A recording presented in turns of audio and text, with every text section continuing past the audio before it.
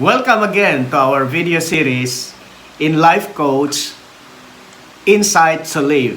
Our topic for today is Fear God with the title God Deals. We will be using the book of Exodus chapter 1 verse 18 to chapter 2 verse 10 in order to see and find the ways of the Almighty, to understand His will, and to see His purpose in our life. Why we should need to fear God.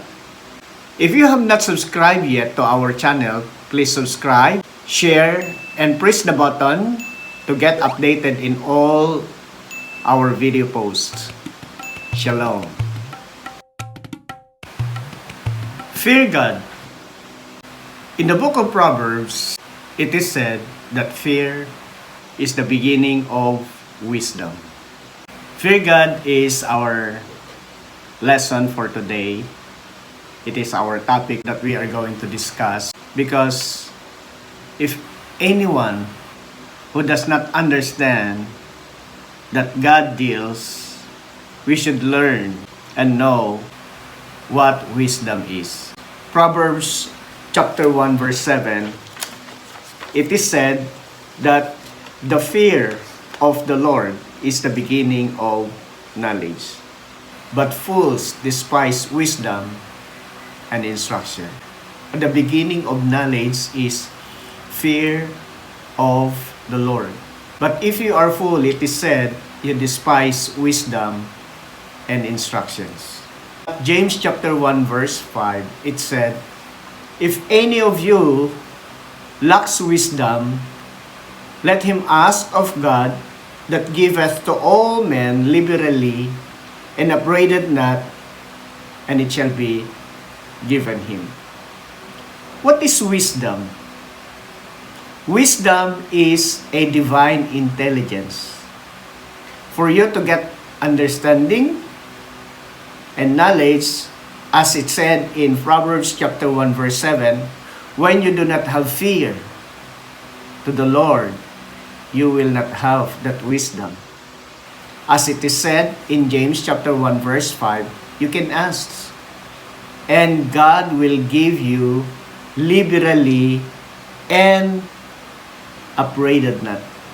Wisdom is a divine intelligence. Ano po ibig sabihin nito? What does this mean? Well, if you lack the word of the Almighty, you will despise wisdom and instructions. That's why it is very important for us to learn the fear of God. In the fear of God, you will find here that God deals. Our topic today will be entitled God Deals. In Exodus chapter 1, verses 18 to chapter 2 verse 10, we will find here the attitude and the character of the Pharaoh, which he wanted to kill and destroy all males of the children of Jacob. What did the Pharaoh to all the Hebrew midwives? He ordered them to kill the children of Israel, all male children, to avoid propagation. Exodus chapter 1 verse 18, it said, and the king of Egypt called for the midwives and said unto them, why have you done this thing and have saved the men children alive? And the midwives said to Pharaoh, because the Hebrew women are not as the Egyptian women, for they are lively and are delivered ere the midwives come in unto them. Verse 20, therefore God dealt well with the midwives, and the people multiplied. Therefore God dealt well with the midwives, and the people multiplied and waxed very mighty. And it came to pass, because the midwives feared God, that He made them houses And Pharaoh charged all his people, saying, Every son that is born ye shall cast into the river, and every daughter ye shall save alive. When we asked for wisdom, as it is said in James chapter 1 verse 5, God will give freely.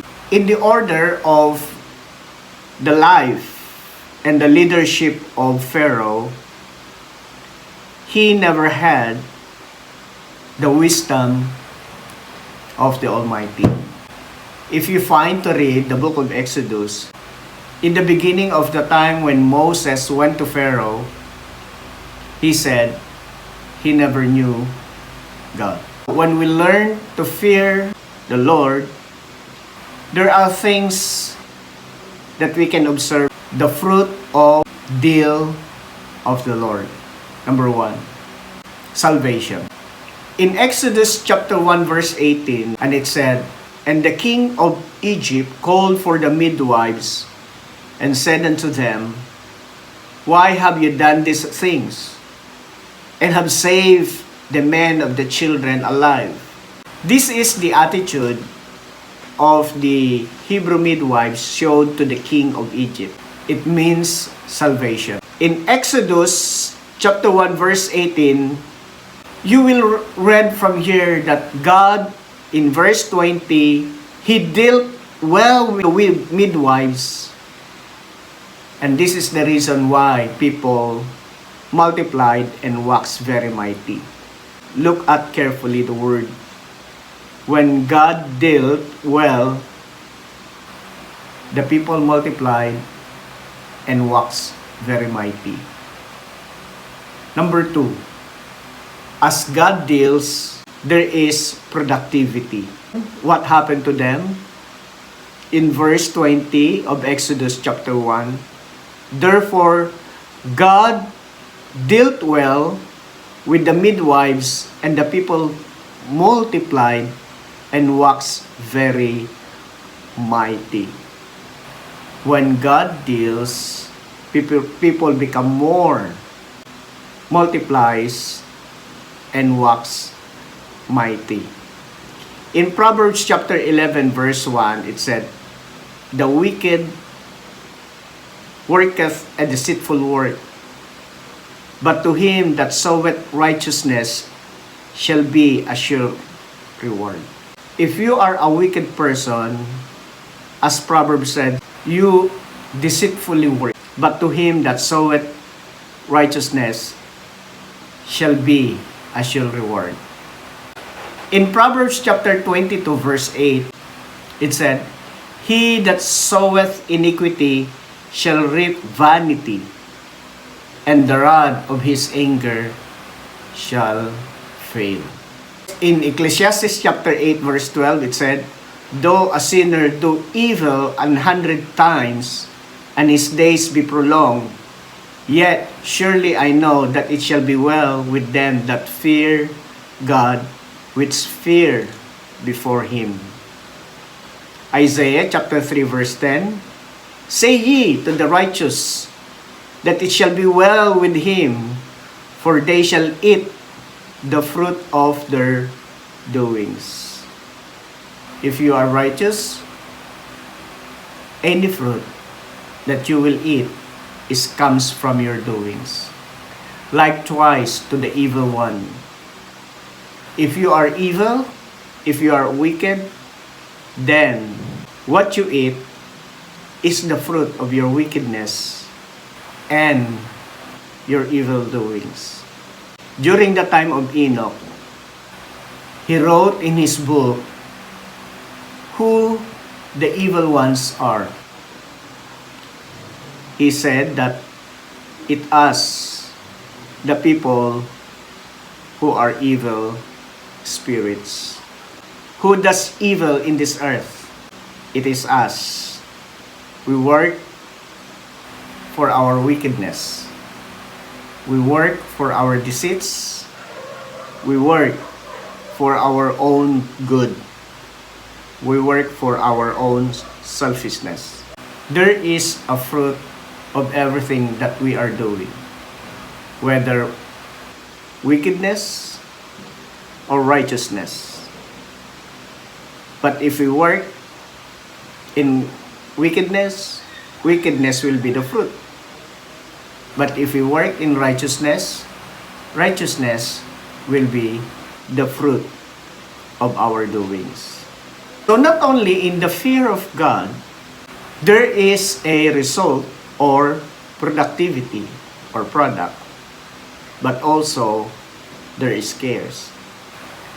In Exodus chapter 2 verse 6, it is said that, "And when she had opened it, she saw the child, and behold, the babe wept, and she had compassion on him and said, 'This is one of the Hebrews' children.'" In this event, because of the fears of the parents of Moses, they bring him to a safe box. And when the daughter of Pharaoh saw, there is a care for the son of the Hebrews. In the book of Exodus, you will find the distinction between the Egyptians and the Hebrews.